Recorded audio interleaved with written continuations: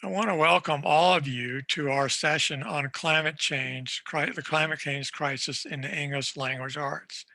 I'm Richard Beach and Alan Webb is our co-chair. The presentations today will include a talk about the whole topic of the climate crisis, climate tragedy in Shakespeare's comedy, A Midsummer Night's Dream by Catherine Edwards. Rich Novak will be talking about seeing the unseen, slow violence in the rambles and reading. Luke Rediser and Rich Rutsmayo will be talking about the future is now, using climate change documentaries to teach climate media literacy. And Mark Sulzer will be talking about using Macbeth to explore the complexity of the climate crisis and COVID-19. This is one of three different groups presenting in this larger roundtable. This is the literature group. We also have a composition group and an interdisciplinary environmental justice group. All of the topics and presentations are available on our website, which is available at climatecrisisnct2020.pbworks.com. So, and now I'm going to turn over to Catherine for her presentation. Thank you. I'm Catherine Fleury Eldridge, and let me see if I can get my screen. So yep, here we go.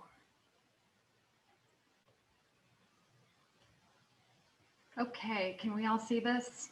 Yes? Awesome, thank you. I'm Catherine Fleury Eldridge, and it's easier to call me Kate or Katie, that's fine. I'm from Jordan Elbridge High School in upstate New York, and it's a good day and a good week to be talking about the climate tragedy, or the state of the climate, and I'm excited to be here speaking with you. Thank you for the opportunity. I wanted to point out that while I've viewed many different versions of A Midsummer Night's Dream, and I've taught it many times before, I have really yet to see any director address the real tragedy that is underlying in this play. The central conflict that is embroiling two of our main characters, Titania and Oberon, is directly resulting in catastrophic climate change. And this is almost always glossed completely over. So I'm actually going to pause for a moment. Okay, here we go. So my slides are behaving, a little differently since I'm sharing. Okay, I'm going to pause here and just let you read through the questions for educators, just a partial list that I have come up with. Certainly this is not an exclusive list.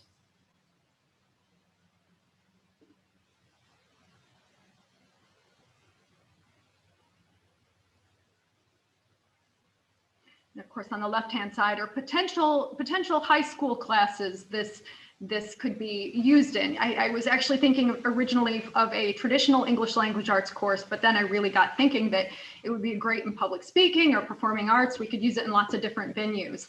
And I should also mention that while I've taught this many times before, I have not taught this play from this perspective. And when I was conceptualizing this unit and pitching my ideas to Professor Webb, it was right before the COVID-19 outbreak, and I wasn't even able to implement it. So I wanted to at least share my thoughts with you, my ideas, so that other teachers could take this and develop it on their own.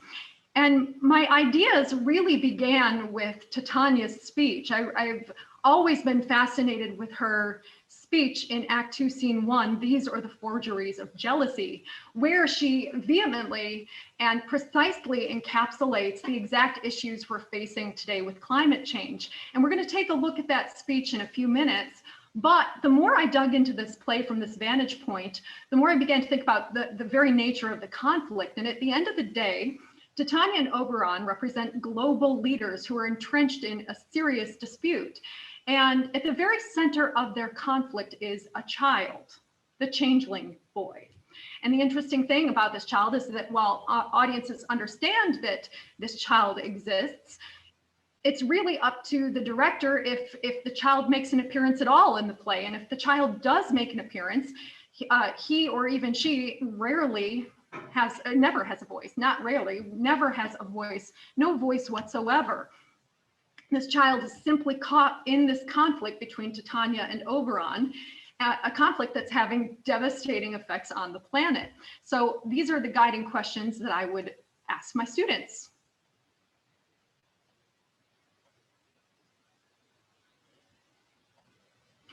And during the students, I would like them to reflect on their own relationship to this changeling child. Is this conflict true for children today? And how are children and young adults far more empowered today than children of previous generations? And I would certainly like to explore different modalities for helping kids, helping high schoolers express their voices. I would love to listen to Tanya's speech, but unfortunately, I just don't think we have the time. But I am leaving you with a beautiful interpretation of the speech by Ayesha Darker. And it is absolutely beautiful. It's an incredibly empathetic delivery of this speech. So it's there for you if you want to watch it. But I do want to look at what I would like to do after listening to that speech. We would definitely pursue a close reading activity, of course, whereby we would look at all of the issues that she's talking about in this speech, including altered air currents, epic flooding, continental flooding, loss of livestock, loss of crops, altered seasons, including warmer winters. She spends a lot of time with that at the end of the speech. Interestingly, she speaks about the onset of deadlier diseases, including pandemics even. We could certainly make that connection. Confused blooming, growing, dormant seasons, etc. She really drills this down pretty clearly for us. But the real power of the speech is her admonishment at the end of this speech when she says, from our debate, from our dissension, we are their parents and original. So in short, these global leaders' debate and dissension is at the very heart of this problem. And she is begging Oberon to own it with her. We need to drill down and get to the bottom of this so we can absolve human beings of this problem, absolve humanity of this problem. We could certainly do a speech comparison. Greta Thunberg's UN climate change speech is eerily similar to Tanya's speech. And in fact, her delivery, I actually used that specific actress with Greta Thunberg because I think their deliveries are so similar and their speaking techniques are so similar. I would love to look at that with students as well. What vocal techniques, what speaking techniques are they using? Again, I would love to take some time to listen to clips of this, but unfortunately, we just don't have it. So, I do want to talk a little bit about, lastly, the roles of Oberon and subsequently Puck. Oberon could certainly represent a very ambitious global leader. And unlike Titania, he is fixated on personal gain. His ambition, his competition, his jealousy towards Titania drives his motivation throughout the play. So again, we're going to pause to look at questions that I might present to students.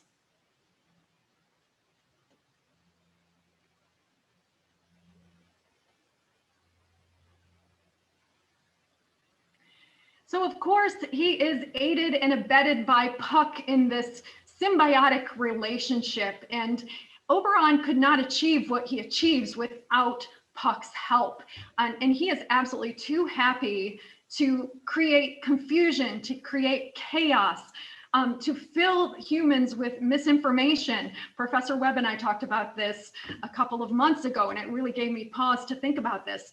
And even more so, Oberon really wants to exploit a finite resource in order to gain further power, and Puck is more than happy to help him do that. And in fact, when mortal characters are under the influence of this flower, of this enchanted flower, Puck is even more able to create chaos, misinformation, etc. So again, we're going to pause yet again for more questions that would be appropriate for students.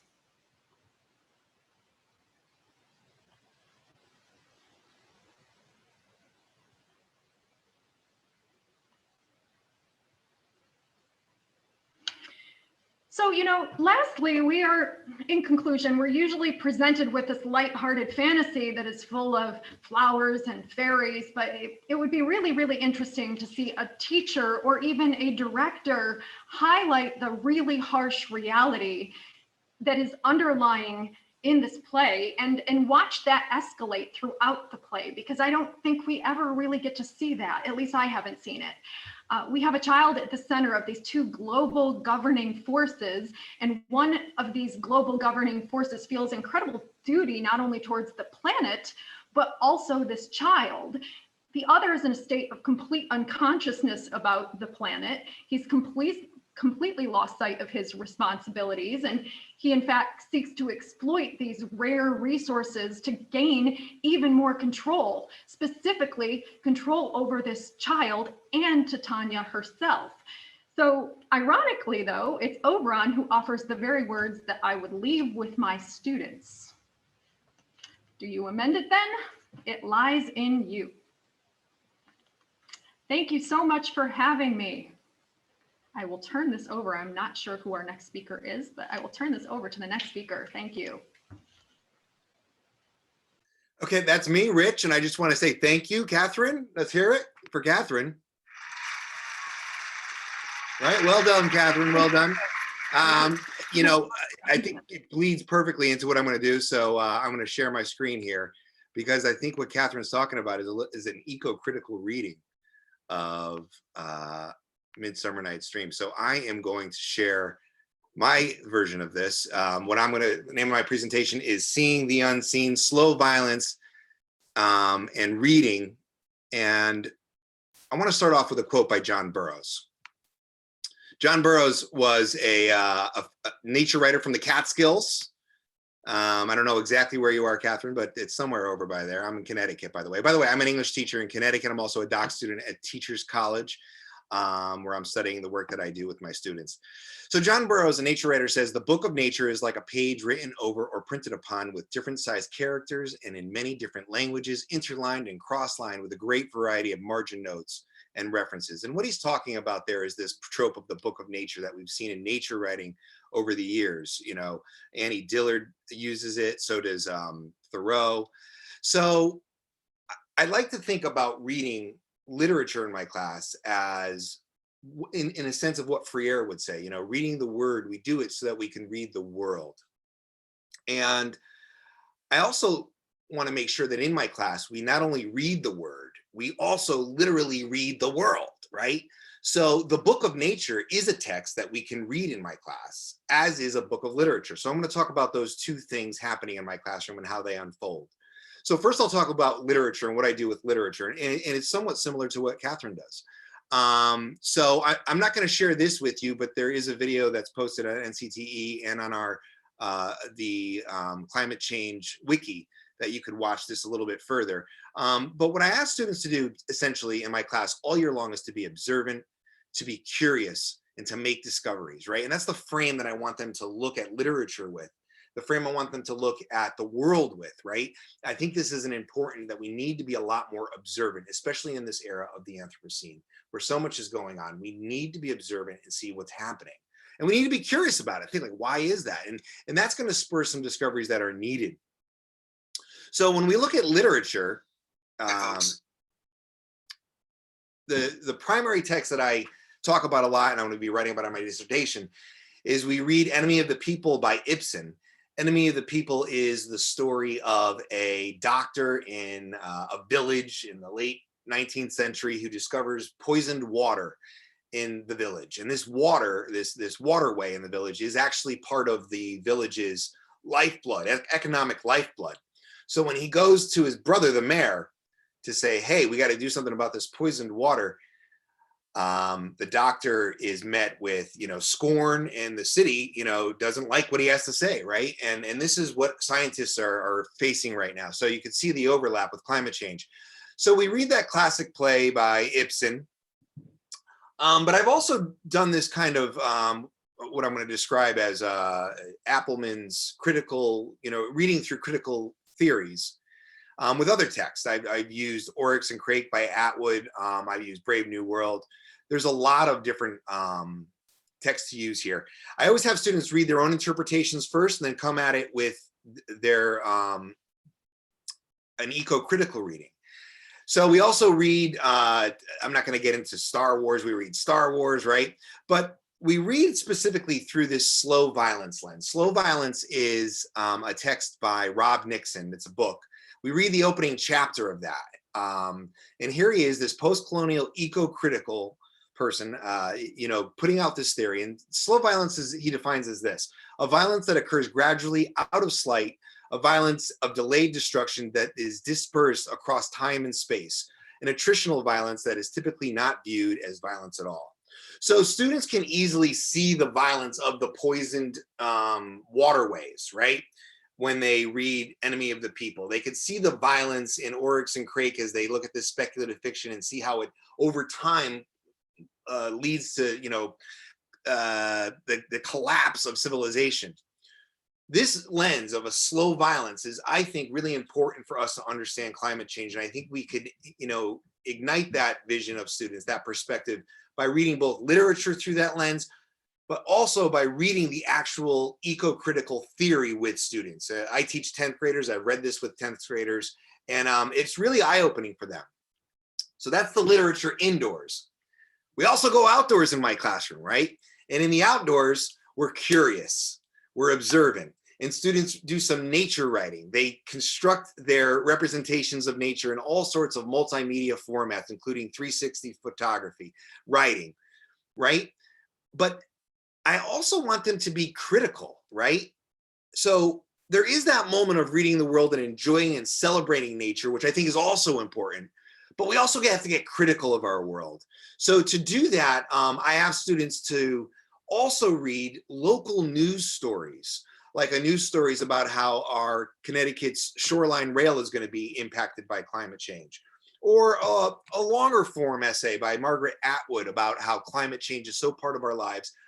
And we point that slow violence lens at these texts, right? So we're still looking textually at the words on a page. But one of the things that always happens when I go outside with students, and this is a picture of them outside, they always write about the garbage that they see in these 10 acres of open space nestled in suburban Connecticut. Somebody always picks that out, right? And some students actually will commute to school through those woods, right? And just recognize, I never saw it, but when they're sitting there looking closely, they start to understand that this is a violence happening to our landscapes right next to us. And I've actually had students go and read the world through a slow violence lens.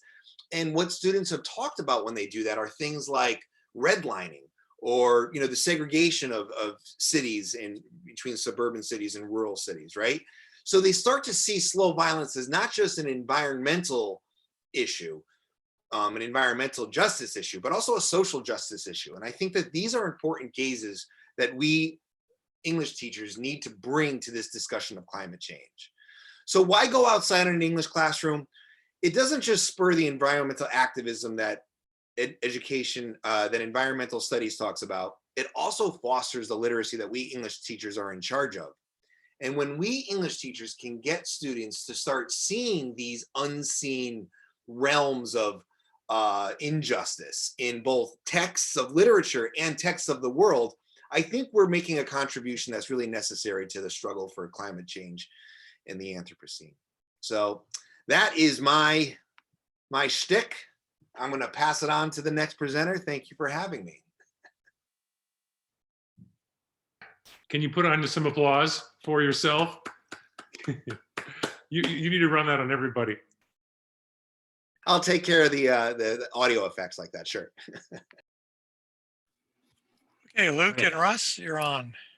Sounds good. I will bring up the slides for us here. As I'm bringing them up, I did want to point out a couple of things for everyone. The first one is this. If you're not familiar with this, this is the NCTE resolution on literacy teaching on climate change that was approved in March of 2019. If you Google it, or if you go to the position statements on NCTE's website, you'll be able to find this.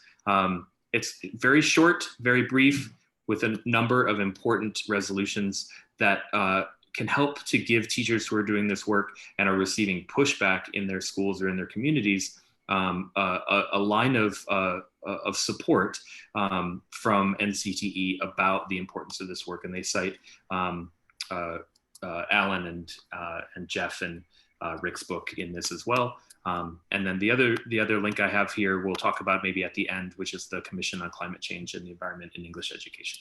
Okay, here we go. I'll try to present this. Can everybody see that okay? All right. So our presentation is entitled "The Future is Now, Teaching Critical Media Literacy with Climate Change Documentaries." And my name is Russell Mayo. I'm at Purdue University Northwest. And I'm Luke Rodesaler. I'm at Purdue University Fort Wayne. And we've got a lot to talk about here. I just wanted to remind everybody that if you're watching the presentation, you can pause at different points to look more carefully at the slides. You can also see the full PDF of these slides on the PBWorks site that Rick mentioned earlier. So you can access all of this later. You can always email us as well. Our email addresses are at the end of the presentation. All right. So at first, I just want to start off by saying that everyone should teach environmental documentary films. This is a golden age of documentaries. They're available in so many places, and students are really inundated with documentary film. So they'll be familiar and interested in it before they even walk into your classroom. So this is a great way to teach what students are already knowing and thinking about. You can engage them in understanding the persuasive power of digital media, teach and assess advanced rhetorical and analytical skills, and develop a deeper knowledge and awareness of issues such as climate change, ecology, sustainability, and the more than human world. And you can take a look at some of the links. I've been slowly accumulating a long list of environmental documentaries. So the tinyurl.com/mayo-ecodocs is there. And if you have any suggestions for me, I'd be happy to put them up there. A number of them are easily available online through various streaming sites or via YouTube.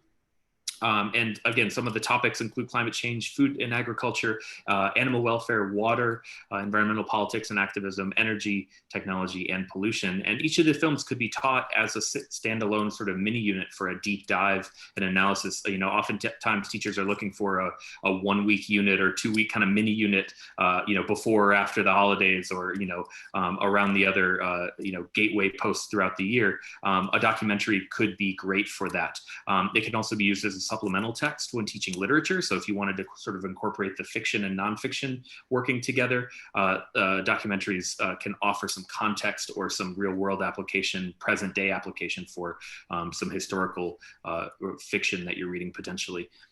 They can also be grouped together for a documentary studies unit if you wanted to do a whole unit on this. In fact, I'm organizing currently a course at Purdue Northwest, a whole semester-long class on documentary studies around environmental topics. So I did want to note, though, a caution that some of the films are not necessarily age appropriate for all students. So depending on who you're teaching and how old they are, you may want to be aware of that. So one of the frameworks that we're encouraging here, and this is from Doug Kellner and Jeff Scher's work, which you can find online, this really great critical media literacy framework.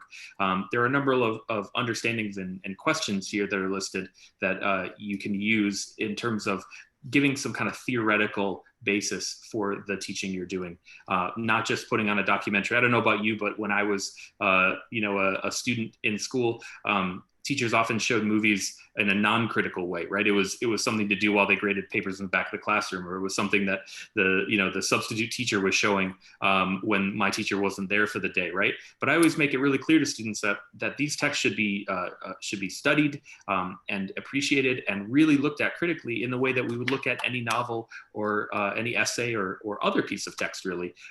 So I really encourage you all to think. Can you all see the slide I'm on? Is this the critical media literacy one? Can you see that? You need to put it up bigger. Sorry. Enlarge it. How about, all right, can you see this one? Does that work for you? Not yet. All right. Apologies for that. Let me, I think This is a Firefox issue. All right, let me try this again.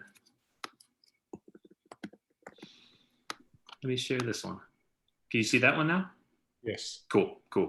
Yeah. So once again, thinking really carefully and critically about the text we're showing students. And so these are some questions and some kind of frameworks you can consider. What I really like about this is in actuality, a lot of these are deeply formulated within that classical rhetorical triangle that a lot of English teachers are teaching in high school, right? And have taught for a long time. So thinking about the relationship between the speaker, the text, and the audience, as well as the general context. But there are a number of really great questions in here, like, whose point of view is this, right? Whose story is told and what stories are not told? And also thinking very critically about, how and why this particular text was crafted and created. So we thought we'd take some time to focus in on one specific documentary just to really dig in and see what's possible in terms of thinking about critical media literacy with climate-focused documentaries. And the one we want to showcase here is called 2040. It's really unique, and it's something that appealed to me in part because, as opposed to other media you might see about the climate crisis, it's not all, wallowing in gloom and doom. Rather, the director, Damon Gameau, he approaches it as a letter to his daughter, his 4-year-old daughter, and really focuses on the central question of what might the year 2040 look like if we embraced already existing tools and technologies to redesign society with an eye on justice, sustainability, and community. Right, so it's really thinking about taking the best of what we have today, what we know today, and what would the world look like in the year 2040 if we accounted for all of that. And so across the film, Gameau moves around the globe really and focusing on 5 different areas. One is locally generated electricity, right? So really thinking about how do we decentralize electrical sources and moving towards clean energy. A second is driverless vehicles and ride sharing, which I think is pretty straightforward, right? Really thinking about how do we reduce emissions. How do we, really incorporate more green spaces, open spaces into urban settings, things of that nature, move away from parking lots and such. Regenerative agriculture, right? We're really thinking about enhancing biodiversity, improving the water cycle, things of that nature. Marine permaculture, we're really thinking about harvesting seaweeds and really regenerating ocean life. And then one that might not stand out to a lot of folks is women's education, right? The idea there is really thinking about benefits to the planet, really coming through positive ripple effects, right? When girls and women really have increased access and increased agency, which certainly would come through education. And so those are the 5 focal pieces of the film. And here's a trailer for it, but again, based on time, we will skip it, but you can go back and take a look at it, or you can just Google it. It's available on YouTube still. And these are just a few quotes from some recent reviews of it, of the film.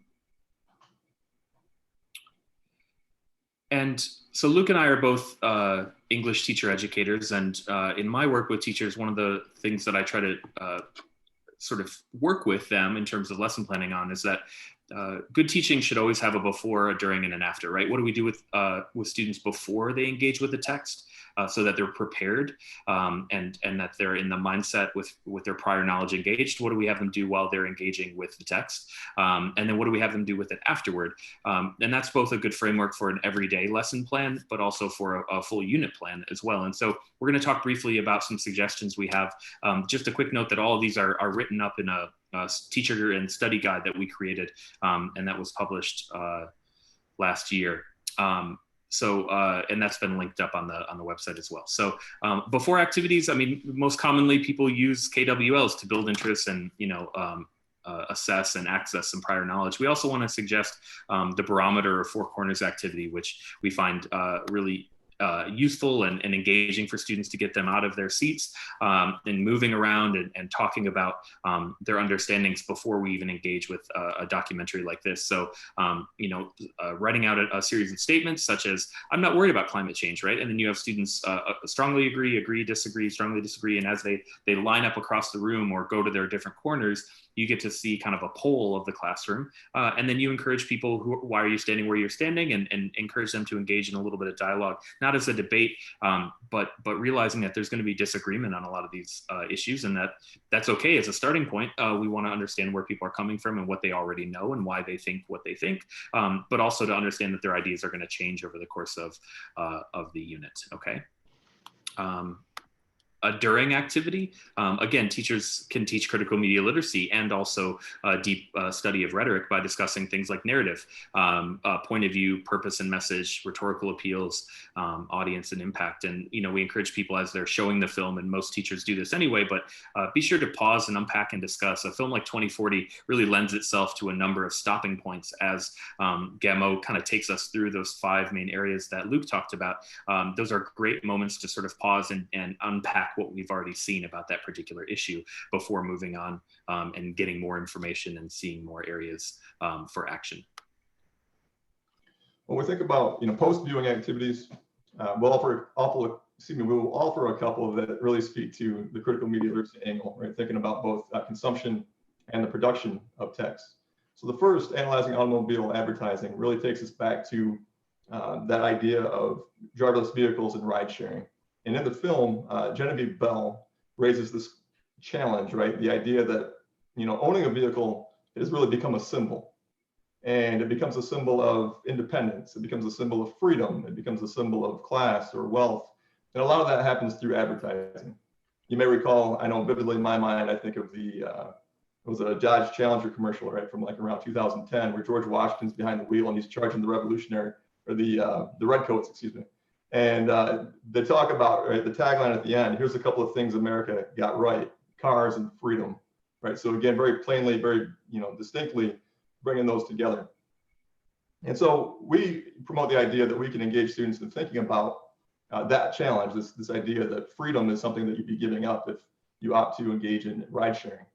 And to do that then, right, we encourage bringing in advertisements that students can examine, right? Those that really, again, lean on the ideas of independence, lean on the ideas of class and wealth, and consider things like, well, geez, how do those visuals in the ad, how do they appear? How do they contribute to these particular images, these symbols that we recognize? We're looking at the words that are provided. We consider too, ultimately, what is it that this advertisement is selling to us besides the car itself, right? And what makes you think so? Second idea here, post-viewing rather, creating digital public service announcements. And this goes back to the idea of enhancing women's education and making that a central focus in terms of the climate crisis. And so with that, we recommend the idea of thinking about public service announcements, really trying to bring this idea to the fore. And to do that, we promote the idea of reviewing examples, creating originals, and then sharing them widely. And so you might start with something like, public service announcements from the Ad Council, things from the Chic and STEM campaign, for example, which is really trying to think about girls and women embracing STEM fields. And so you can look at how do those professionally created public service announcements account for audience, tone, and various persuasive techniques. And then students, of course, can apply their own understandings of rhetoric to create their own advertisements before sharing those widely with the school community or the broader community around them, even online, for example. And so whether it's with 2040 or other documentaries, we do encourage you to think about the roles that documentaries can play in exploring the climate crisis. Thanks, everyone.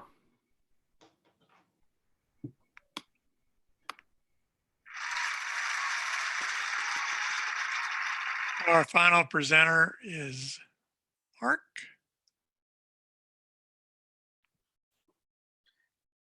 All right, thanks everybody. I'm really happy to be here presenting with all of you. Just so I get a sense, how much time do I have? 7 or 8 minutes, you're good. Okay, I'm going to go ahead and share my screen. Bear with me.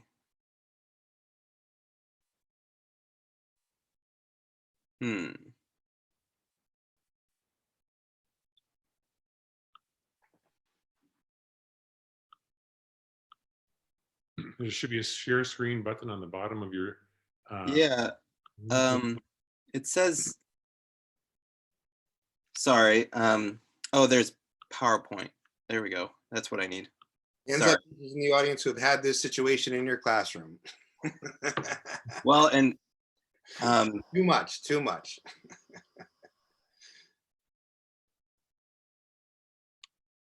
okay.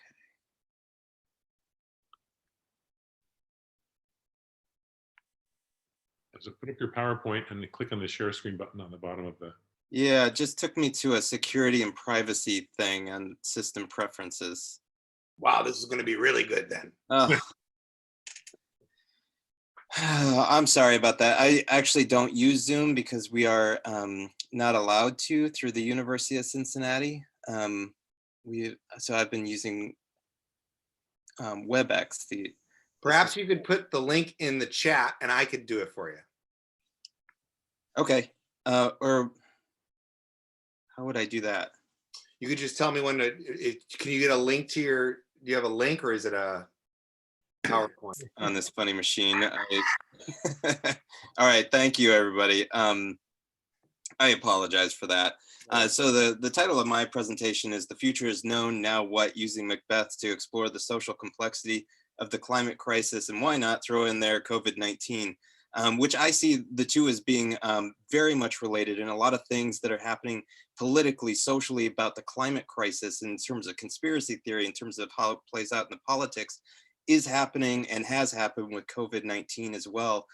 So I'm very much interested in using literature to engage in that very, I don't know, this environment that we have of trolling, of misinformation campaigns, disinformation specialists, and so on and so forth. So that's what this presentation is going to be about. The focus is on Macbeth. And by the way, my name is Mark Sulzer, University of Cincinnati. I am a former English teacher. And now I work with, a lot of times I work with teacher candidates pursuing their initial licensure. I'm working with my student teachers right now. And you know, where I'm coming from a lot of times is kind of thinking of ways to engage people who are, you know, at the early stage of their career in lesson planning ideas and getting the creativity going to take a text like Macbeth and put that in conversation with our world today. How do we do that? How do we think about that as teachers? So this screen just has Macbeth. This is the Macbeth we all know and love. If you're not familiar with it, there's a little summary there. Upon receiving a prophecy from 3 mysterious witches, a venerated general and the lady of his house set forth on a pathway to power, lying and betraying and murdering to get what they believe is theirs. The exciting play that's been done and redone in all kinds of ways. So again, where I'm coming from with this, I'm not going to be offering a really in-depth kind of like ecocentric reading necessarily of Macbeth, although I'm going to be suggesting different things. Where I'm coming from is just this scenario. I have students who are student teaching, and they have to create unit plans. They have to do lesson planning. They really want to engage the current world that we're living in. They want to engage the climate crisis. But then they say, but I have to teach Macbeth. But I have to teach this other canonical text. I'm kind of stuck there. So that's the kind of scenario that I'm imagining.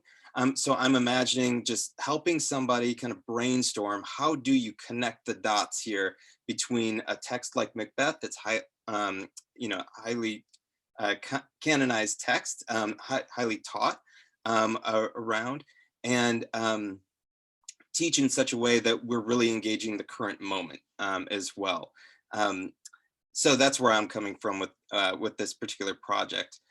So a major consideration is that the climate crisis, and I'm coming at this from kind of an English teacher perspective, it's not about science. And I really don't think that it's really about science, hardly at all. The science is much more clear than the social politics of it. And I really like Beach, Share, and Webb, their book on the climate change and teaching. They have a couple quotes here that stood out to me that really kind of served as kind of a basis for this. We believe that a purely science-oriented approach to climate change can miss the social, historical, ethical, and human realities that are critical to the problem. And that's very much where I am. that's exactly what I think is probably the biggest challenge and barrier to the climate crisis. Is not the science of it, it's the political will, it's the fighting the misinformation, it's a variety of other things.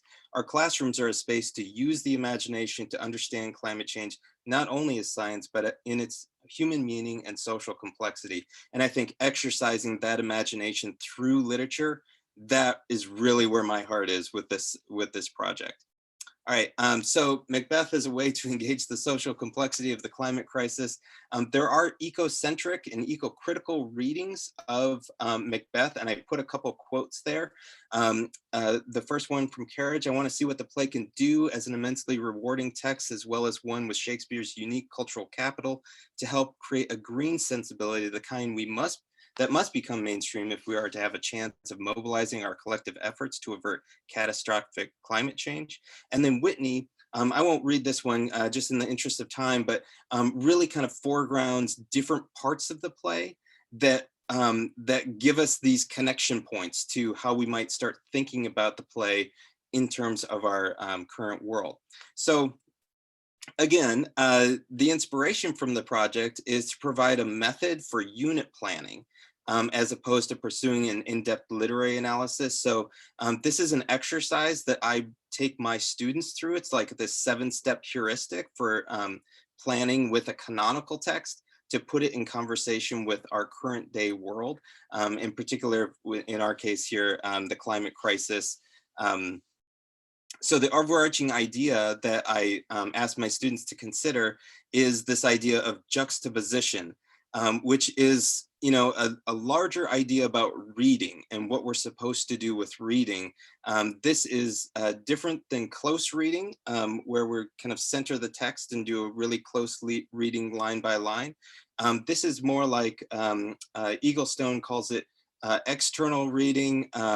It could be distance reading, a variety of other things, but you kind of think of one text like Macbeth, or like a speech from Macbeth or something like that, and another text, and the goal of the reading is to make a creative connection between those two texts. So that, in my mind, is juxtaposition. This is a kind of heuristic that I use with my students in kind of thinking about, like, okay, let's start from the end product, just an assignment that you might do with juxtaposition. You could have your students do like a juxtaposition essay where they kind of put two things side by side and explain the creative connection that they're getting, a multimedia presentation, something like that. And then I have my students kind of think about their canonical text, Macbeth in this case, through this series of activities to come up with lesson plan ideas and resources that they might use throughout a unit. So I'll go through some of these, but the first one is to create a summary of a text. And the idea is that there are a million different summaries of any given text. You could do like, you could write summaries all day about Macbeth, but we're looking for a summary that's gonna give us footing to start creating these juxtapositions. So upon receiving a prophecy of a royal future from 3 mysterious witches, a venerated general and the lady of his house set forth on a pathway of lying and betraying and murdering to get what they believe is theirs, the crown. But when the prophecy turns to riddles, madness ensues as fates grow uncertain and corruption spreads across the countryside. Meanwhile, the natural world is on the rise, poised for a final reckoning. And if you know Macbeth, that's just a reference to the forest rising up at the end to overtake a murderous king. The second thing I do is just have them highlight key words within their summary, prophecy, lying, betraying, whatever it happens to be. And then the fun part, start searching those keywords and the climate crisis, something related to our current day world. So if you look for like prophecy and climate crisis, or betraying and climate crisis, or uncertainty and climate crisis, or reckoning, you might get things like this. The next reckoning, this is from the New York Times Magazine, capitalism and climate change. That starts to talk about power dynamics within climate change, very much can kind of relate some of these ideas to Macbeth. This is, I can't read this because this is in the way.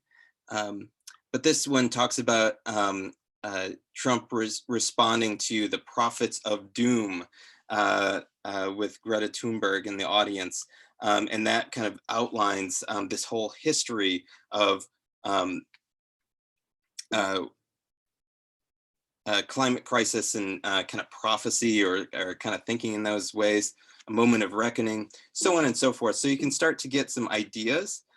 And then further, and I'll just abbreviate these, would be to come up with an essential question that might guide this unit and some preliminary themes that you might engage your students in, so you can start to look for different speeches and that kind of stuff that you might emphasize during the teaching. So an essential question might be based on all of this: what happens when people in power get news they don't want to hear, or get news that they do want to hear? What a relevant question right now. When we have definitely a contested election, shouldn't be contested, but someone has definitely gotten news he doesn't want to hear. So what happens? And this kind of can demonstrate, I think Macbeth demonstrates beautifully, what happens when people in power are told things, whispered certain things, true or not. How do they use information? So some preliminary themes, and again, this is from a larger project that makes it a little bit clearer, but where do we get our beliefs and how do beliefs play into our actions? Relationships to future generations, and rise of nature. So again, this is a larger project. I'm not doing justice to it right now, but then just as a planning idea, just to have them start to keep track of resources and potential activities. So for a theme of belief over there, Macbeth, we have the prophecy that the witches give to Macbeth as something that you might emphasize as a teacher. You might read that together. And then I have different resources there for the climate crisis and COVID-19 about information, what we do with information and how we believe information. That leads to a potential activity about characters in Macbeth, the beliefs in characters in Macbeth, and you can kind of track their beliefs. And then you can similarly track beliefs about the climate crisis and COVID-19, asking the question, where do beliefs come from? What beliefs are out there? And why do people believe what they believe? What's at stake with belief? And I think that is very much a question of power, and that's very much a question of just what makes all of this right now with the climate crisis, COVID-19, extremely complex, because we have conspiracy theories taking hold, so on and so forth. So belief is an important thing. And then I have a couple other ones there as well, but just for in the sake of brevity, I'll just leave these up there. But the idea is to start tracking and pulling quotes and pulling things from the text, and start gathering some resources that you might use throughout a unit to frame out some activities, to frame out some questions that students can use to make meaning out of all of the power dynamics that are going in Macbeth to all of the power dynamics that are going on today, and all of that. All right. So again, this is the overarching heuristic that I have the students do just to get their creativity going. So you can take a look at that, but I just kind of lead them through an exercise, and it takes about, I don't know, it takes about an hour and a half if students kind of come in with a text that they are familiar with. Then they can start to get some planning ideas and figure out what they want to do with their students to really kind of do this type of reading that explicitly asks their own students, high school students, middle school students, to put the text they're reading in front of them in conversation with the news of the day, what's going on in the world. All right. Thank you, everyone. Thank you, Mark. Thank you, Mark. So I think now I'm going to turn it over to Alan for some final wrap-up thoughts. Right, and we can maybe have a little bit of conversation. I mean, the first thought I have is that what a fabulous set of presentations and how many great connections between them.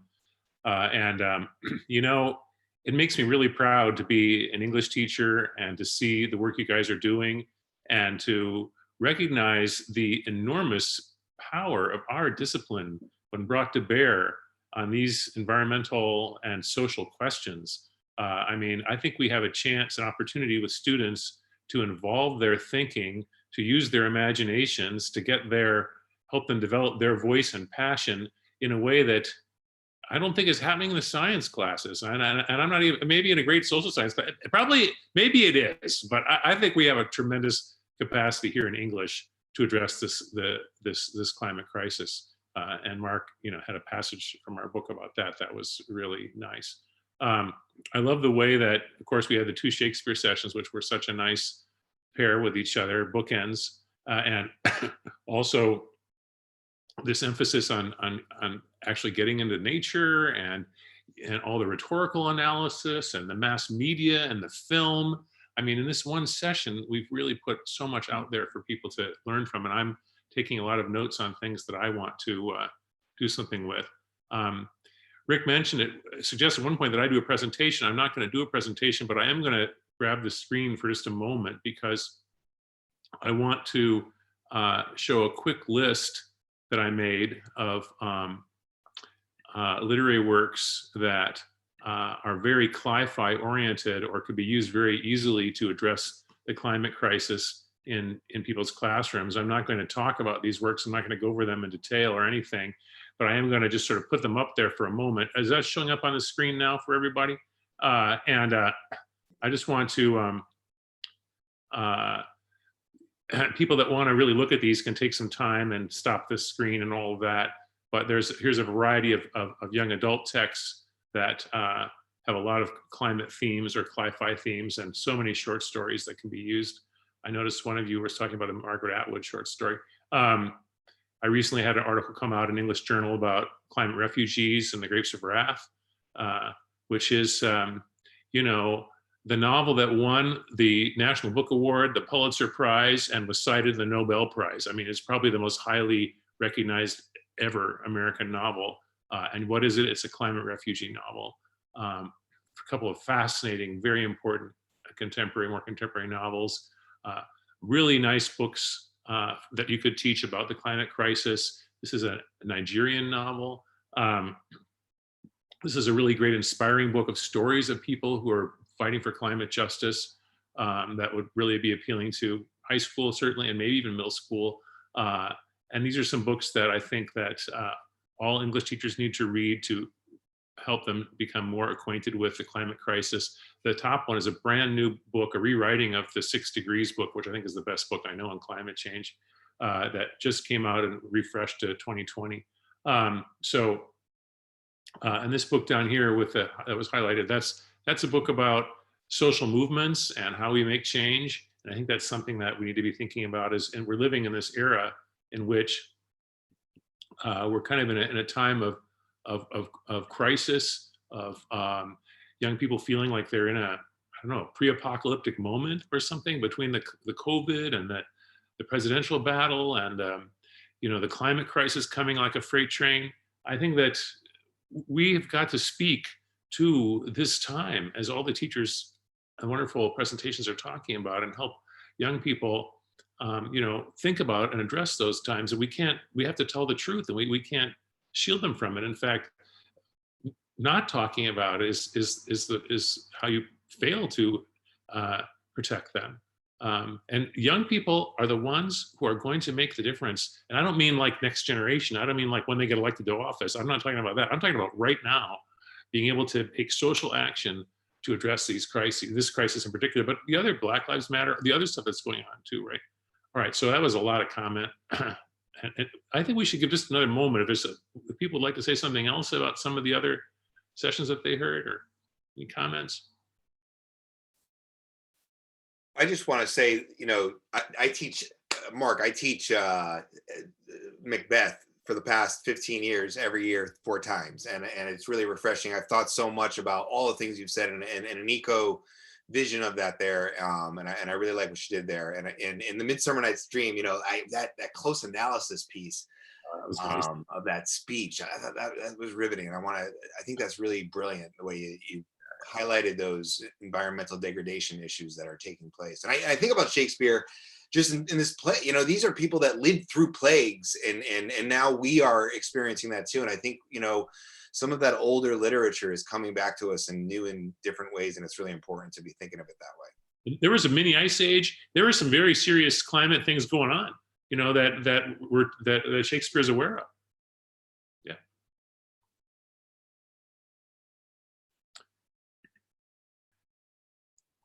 Okay, so I want to thank all of the presenters for their excellent presentations. A little round of applause.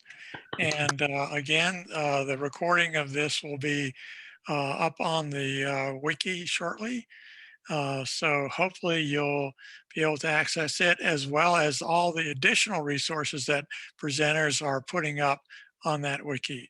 So with that, we'll close things Hey, down. Rich, And thanks a lot. before we Go ahead. pause, can we say something about the commission? Go ahead, Rich. Yes, Russ and I, the co-chairs of the Elate Climate Commission, are looking for you to join us, right? If you are interested in this work, please contact us about being part of the committee. There's no commitments. It's just really spreading the word and spreading the need, as Alan says. So please reach out to us. Join us. We'll be meeting December, 3rd? I believe so. Yeah, keep an eye out in the NCTE literature and join us for the commission meeting after NCTE if you're welcome. You're totally welcome to do that. Excellent. Thanks, everybody. Thanks, everybody, and so long. And Rick, very nice job